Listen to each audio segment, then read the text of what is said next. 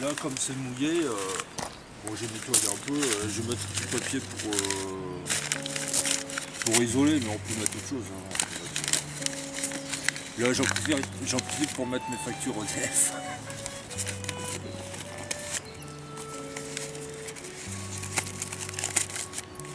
Voilà. C'est pour isoler. Là, on peut mettre des feuilles, on peut mettre du bois. Après, il faut bricoler ce qu'on a sous la main. Voilà. Alors, donc là, je vais mettre des copeaux.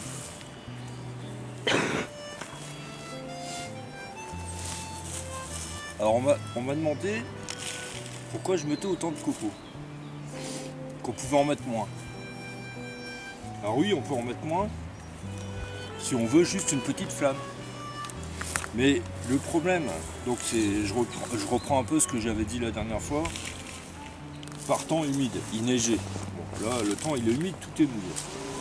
Donc les copeaux que je fais, ce sont des copeaux qui contiennent de l'humidité de toute façon. Qui contiennent beaucoup d'eau. Ici par exemple, on a minimum 80% d'humidité, et voire bien plus. Hier encore il a neigé. Et la montagne c'est ça, c'est qu'il y a beaucoup d'humidité. Donc quand on fait un feu, bien sûr qu'on veut une flamme, mais le départ du feu, c'est pas la flamme qui va faire partir le feu. C'est qu'il nous faut une réserve de chaleur. Et la réserve de chaleur, c'est la braise. Donc qu'est-ce qui se passe? Ici, quand on va l'allumer, on va avoir du mal à l'allumer. Parce que c'est mouillé, c'est humide, on va avoir beaucoup de fumée. Donc ça va s'embraser. Donc on va pas avoir une grande flamme tout de suite, on va avoir de la fumée, ça va s'embraser. Et donc on va avoir un cœur de braise. Donc une masse de... ça c'est dans les échanges thermiques, on va avoir une masse de chaleur qui va être vachement importante et qui va être capable, donc parce qu'on aura cette masse qui va bien quand même avoir un certain volume, une masse de chaleur comme si on avait un gros charbon de bois finalement, grâce à ça on va pouvoir mettre des bûchettes qui sont humides. Si tout est sec, comme on voit ceux qui vont démarrer le feu en plein été, si tout est sec, forcément c'est pas pareil. Forcément on met quelques brindilles, ça fait une flamme, les brindilles elles s'allument rapidement, etc., etc. Mais pas quand c'est humide. Quand c'est humide, on a le choc thermique. Donc on est en train de chauffer de l'eau finalement. Le bois c'est comme une éponge. Donc pour chauffer de l'eau, il nous faut déjà de la braise. Donc il faut démarrer par des petits copeaux qui vont faire circuler l'oxygène, qui vont fabriquer une masse de chaleur. Et si on ne fait pas ça, là, ça ne marchera pas, le feu il va s'éteindre. Là on est ici dans les Pyrénées, on parle de faire du feu dans les Pyrénées par tous les temps. On n'est pas dans les Pyrénées quand il fait beau, ça dure quoi? Ça dure 15 jours par an, qu'il va faire sec. Le reste de l'année il fait humide, il pleut, il neige, tout est trempé tout le temps, tout est mouillé toujours.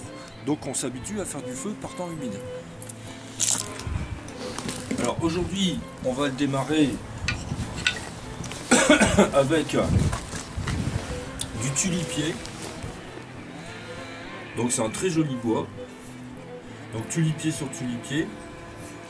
Donc ce bois, alors en fait ce bois là, il est, je crois même qu'il y a des subventions de conseil général pour replanter du tulipier dans le Béarn. Donc en fait je crois qu'en France, il n'y a que dans le Béarn, ou pratiquement que dans le Béarn, qu'on peut trouver beaucoup de tulipiers. Donc ici, d'ailleurs, l'allée qui est derrière, ils ont replanté plein de tulipiers. C'est un bois qui est très très beau. Et quand il est sec, il est très très dur. Très très dur. Donc là, hier, j'ai fait... j'ai déjà fait un feu avec. Et en fait, ça s'est presque pas usé parce que justement, c'est un bois qui est très dur. Donc là, je vais pouvoir refaire facilement un départ de feu avec. Voilà, donc pour pas user ma drille, je mets le système que j'ai fabriqué là avec une clé BTR et je le mets un roulement à billes, du Easy 5. Au moins ça use pas ma grille. Alors donc ensuite quand on a la braise, on va le démarrer avec du genévrier. Alors le genévrier c'est quoi? C'est un petit arbuste, c'est un petit conifère qui donne les baies de genièvre. On en trouve bien par ici, en montagne, dans les Pyrénées. Donc il y en avait un qui était mort. J'ai récupéré les écorces. Alors ce qui est intéressant dans cette écorce de genévrier, c'est qu'en fait elle est très fibreuse. Ça fait vraiment des fils qui sont pleins de résine. Et donc quand on va le chiffonner, là par exemple je vais chiffonner l'écorce. Les fibres elles tiennent bien et ça va me remplacer mon herbe en fait. Sauf que c'est une herbe qui va contenir de la résine. Alors c'est tellement fin que si je le frotte comme ça sur un caillou, hein, là je le fais là, on peut le faire sur un caillou, une pierre. Voilà, si je le frotte bien, ou je le chiffonne dans la main, hein, je peux le chiffonner dans la main, je peux faire comme ça par exemple. Voilà. C'est que je vais avoir une espèce de ouate, et ça fait vraiment, bon là je le fais pas très fort, mais on peut le faire vraiment très fort, ça fait une ouate très très fine, plein de résine. Et avec ça, on peut même l'allumer très facilement avec le piston à feu, le briquet pneumatique qui donne une toute petite braise. Donc ça va me servir. Donc je le mets. Alors je peux le faire dans la main, hein, mais là, je le fais là pour pas me brûler. C'est par confort. Hein. Tout ce que je fais avec ça, c'est par confort. Mais on peut très bien le faire avec la main. Hein. Je peux le faire avec la main. Très facilement. Donc j'ai mis. Donc j'ai de la ouate d'écorce de genévrier dedans. Donc on le tasse. Et là, vu que c'est quand même assez dense, on va le tasser, mais pas trop pour pas qu'il soit dur non plus. Là, la braise, elle va pas passer, donc ça va quand même respirer, c'est un peu tassé. La braise, donc on va obtenir, donc c'est par rapport à ce que je disais tout à l'heure, on a une petite braise comme ça. Admettons de un demi centimètre carré. On a une petite braise. Cette petite braise, donc, il vient de la sciure du briquet à friction. Cette petite braise ici, elle se communique et on va obtenir grâce à notre amadou, au chaînon numéro 2. Donc le but ici, c'est d'obtenir une braise plus grosse. Donc cette braise plus grosse, même si c'est humide, on obtient quand même une braise plus grosse parce qu'on va attiser. Même si c'est humide, cette braise plus grosse, elle est en mesure de venir chauffer les copeaux qu'on a là-bas qui sont humides. Elle est en mesure de chauffer ces copeaux-là et de transmettre la braise. Donc la braise, petit à petit, on l'a de plus en plus grosse. Et en fait, on s'en fout d'avoir une flamme. Au départ, on s'en fout complètement. On peut très bien... Moi, je sais que quand c'est humide, la flamme, je ne cours pas après. Je vois ma braise qui grossit. J'ai une braise avec tous les petits éléments où l'air circule. Parce que ce sont des copeaux, c'est de l'herbe, c'est des feuilles. Donc la braise, en fait, j'augmente son volume petit à petit. Et après, j'ai un volume assez balèze qui va me permettre de mettre du bois en forme de petites baguettes. Et c'est seulement ça qui nous permet de démarrer le feu. Et parce qu'il y a de l'eau dedans. Tant qu'on n'a pas de braise, on ne peut rien faire en fait. Voilà, donc je termine. Alors là, par exemple, je peux mettre au-dessus, je peux mettre des copeaux.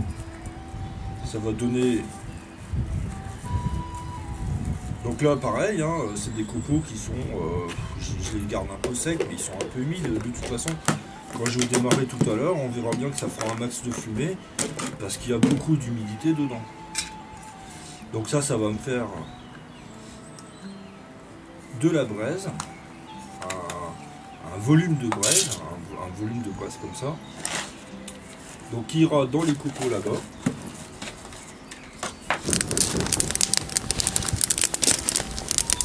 Alors, à propos du couteau, moi je prends le J5 parce que comme il est épais, comme c'est un couteau qui est épais, il arrive à fendre le bois plus facilement qu'un couteau qui est plus fin. Donc en fait, moi à mon sens, le Easy 5 c'est une espèce de mi-couteau, mi-hache. Une espèce de hache en forme de couteau quoi. Donc l'épaisseur de la lame, la façon que c'est taillé, la géométrie du couteau, je ne parle pas de la qualité de l'acier, la géométrie du couteau permet vraiment de couper du bois comme si on avait une hache. Mais en ayant aussi les avantages du couteau, parce que bon, s'il faut commencer à élaguer des branches, ou à tailler une grille, à tailler une planchette, tout ça on a besoin d'un couteau. Une hache ça va pas pouvoir le faire. Donc moi à mon sens, le Easy 5 c'est un bon couteau, ça permet de faire tout ça. Alors l'écorce de genévrier, ça c'est vraiment les connaissances des anciens qui connaissent bien la montagne et qui connaissent bien les Pyrénées.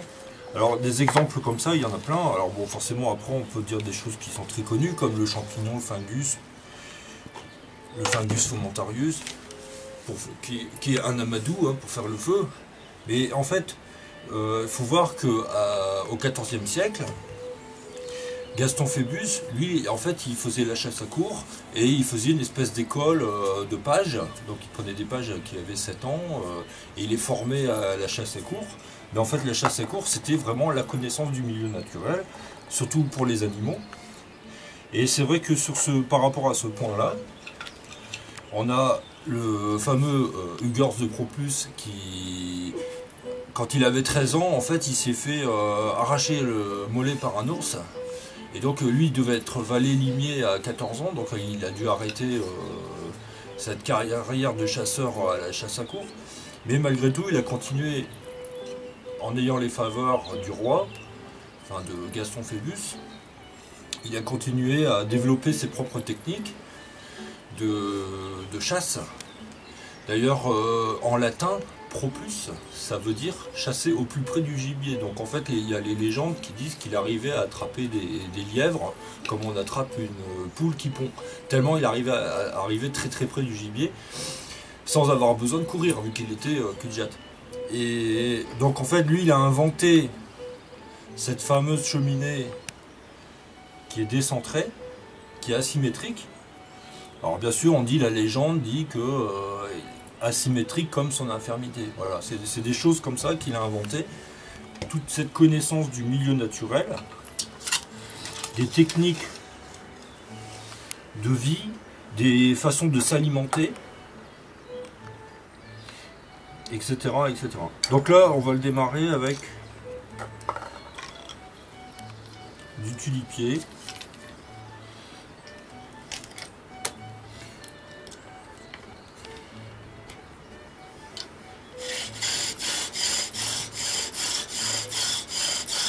Donc c'est pas la peine de scier comme un sanglier, on y va tout doucement, on fait chauffer tout doux pour avoir une belle sciure fine. Si on va trop vite, la sciure elle va pas être fine, elle va être cramée. Une sciure fine, c'est une braise, c'est la garantie d'une belle braise.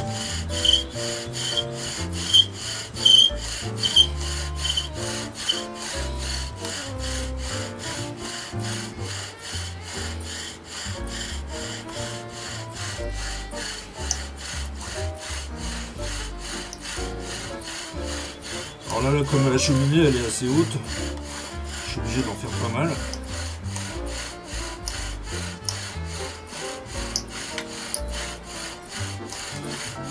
Alors là ça y est, hein, c'est déjà démarré. Depuis tout à l'heure.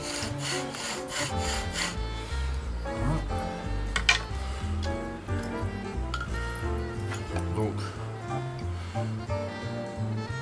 on n'est pas pressé. On donne de l'oxygène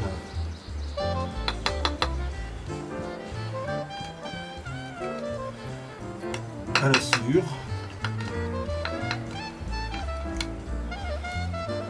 Voilà. Donc là on l'oxygène bien.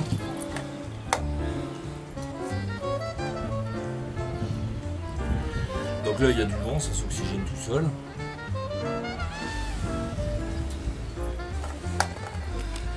fait attention que le vent ne n'écorpille pas. Voilà, donc moi j'attends que je vois la braise. Parce que c'est que quand je vois la braise, c'est qu'il a en dessous on a presque 1 cm, entre un demi-centimètre et 1 cm de braise. Donc c'est plus costaud à manipuler. Ça évite de l'éteindre. Que ça s'éparpille et voilà, donc là on la voit là. Donc là je lève les dents.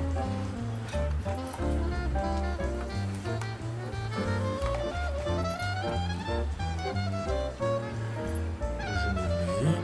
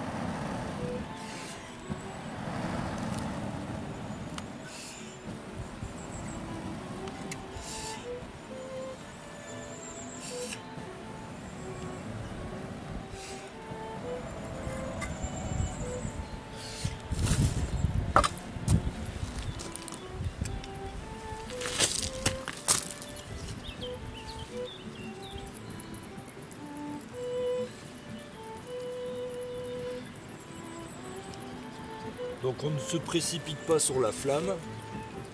Ce qu'il faut, c'est avoir un cœur de braise. Donc là, le cœur de braise, il est en train de se faire dans les copeaux. Donc c'est pour ça que je ne m'affole pas à mettre tout de suite du bois sur les flammes. Ce qui compte, ce sont les braises. C'est cette quantité de chaleur qui est importante.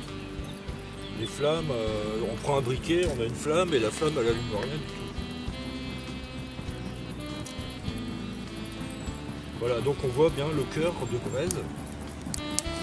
C'est un cœur de braise qui est bien dense. Lui, il va avoir la capacité de chauffer du bois mouillé.